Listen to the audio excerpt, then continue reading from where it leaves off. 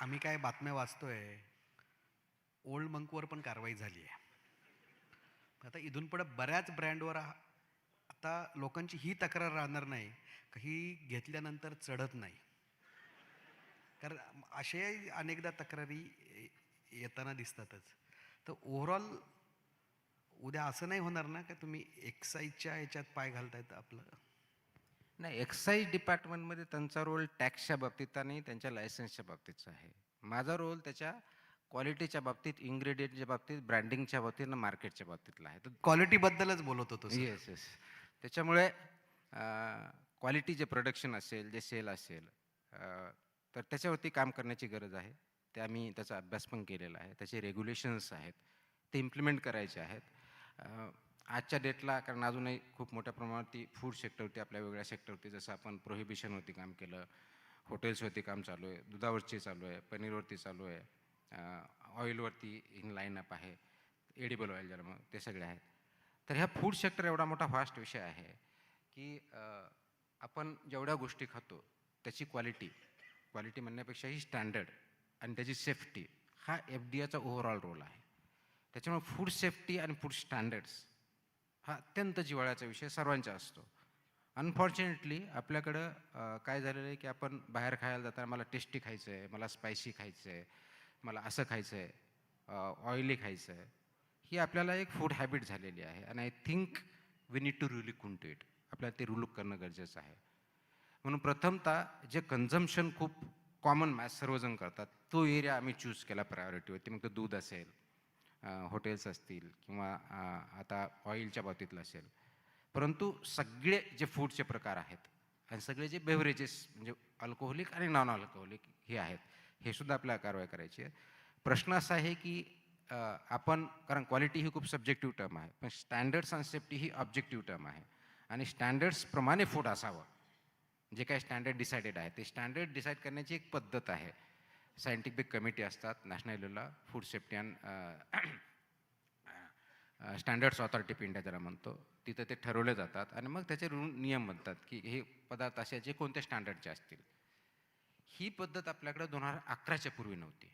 कारण 2011 पर्यंत prevention of food adulteration act होता, म्हणजे ज्याला भेसळ प्रतिबंधित कायदा असं म्हणू, 1954चा, आणि ते 1955चे रूल होते, त्यानुसार आपण चालवत होतो. 2006ला हा नवीन कायदा पास झाला, 2011 पासून त्याचं इम्प्लिमेंटेशन सुरू झालं. आणि म्हणून हा पूर्णपणे ट्रान्सफॉर्मेटिव्ह ॲक्ट 360 डिग्रीचा चेंज 2011 पासून आला. कारण फक्त भेसळ थांबवणे आणि आत्ता फूड प्रत्येक आयटम हा स्टँडर्ड आहे आणि सेफ आहे याप्रमाणे बनवणे आणि त्याप्रमाणे सर्व करणे, हा जो भाग आहे यासाठी वेळ लागतोय तो. ऑब्व्हियसली याच्यामध्ये फूड बिझनेस ऑपरेटर जे आहेत, धंदा करणारे व्यावसायिक आहेत, यांना चेंज करावं लागेल.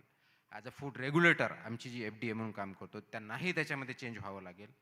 आणि सर्वात महत्त्वाचं म्हणजे ज्यांच्यासाठी हे फूड चाललेलं आहे, हे जे नागरिक आहे, जे कंझ्युमर्स आहेत, यांनीसुद्धा त्या बाबतीत अवेअर होणं, सजग राहणं आणि क्वेश्चन करणं, या तिन्ही फ्रंटवरती काम करावं लागेल.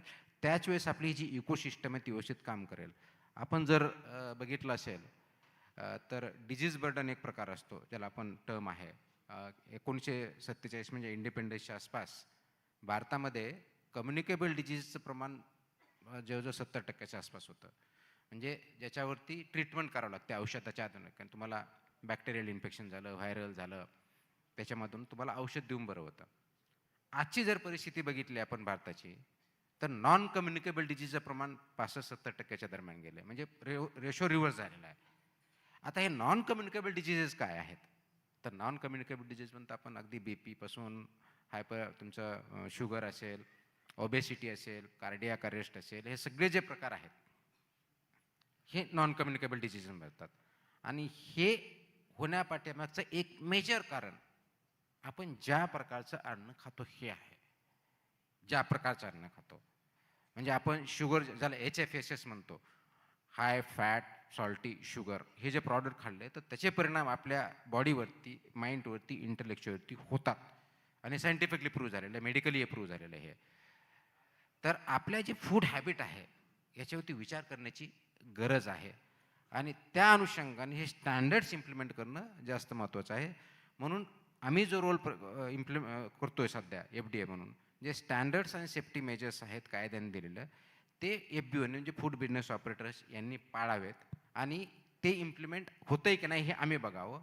हा दोघांचा भाग झाला आणि नागरिकांनी याच्याबद्दल क्वेश्चन करायला शिकावं. आपण जे खातोय ते वाचावं एक्झॅक्टली आपण काय खातोय. त्याच्यावरती लिहिलं आहे काय, फक्त एक्सपायरी डेट आहे, फक्त किंमत किती आहे एवढंच न बघता त्याचे इन्ग्रेडियंट जे आहेत, कॉन्स्टिट्युएंट जे आहेत, म्हणजे त्याच्यात शुगर किती आहे, त्याच्यात कार्बोहायड्रेट्स किती आहेत, न्यूट्रिएंट्स किती आहेत, ॲडिटिव्हज किती आहे. कारण वरती लिहिलं असतं काय XYZ की मँगो ज्यूस, आणि मँगो ज्यूसचं त्याच्यात ॲक्च्युअल प्रमाण 10% पण नसतं, शुगरचं प्रमाण जास्त असतं. तर हे जर वाचलं तर त्याचा परिणाम मग आपण ते घ्यायचं, सेवन करायचं की नाही करायचं हा निर्णय प्रत्येकाने घ्यायचा आहे. किंवा काही जे असतात याच्यामध्ये लिहिलं असतं की ॲडवायझरी असते आणि ॲडवायझरी म्हटलं की 18 वर्षाच्या खालील मुलांना किंवा लॅक्टेटिंग वुमन किंवा प्रेग्नंट वुमन यांना ॲडवायजेबल नाही, तरी आपण ते पितो किंवा ते खातो. तर हे ज्या ॲडवायझरी आहेत त्या सायंटिफिक आहेत. याच्यात की मला आज वाटलं, आज रात्रीतून मला काहीतरी स्वप्न पडलं, उद्या सकाळी लावलं, असा काही प्रकार होत नाही. त्या सायंटिफिक कमिटीच्या आधारे विचारविनिमय करून त्याला काहीतरी सायन्स बेस्ड स्टँडर्ड्स फूडमध्ये आणलेले आहेत ते. तर हे जर केलं तरच आपल्या फूड हॅबिट्स जे चेंज होतील त्या बेटरमेंटसाठी होतील. तर त्याच्यावरती काम करण्याची खूप गरज आहे असं मला वाटतं आणि त्या अनुषंगाने आमचे पावलं चालू आहेत. सर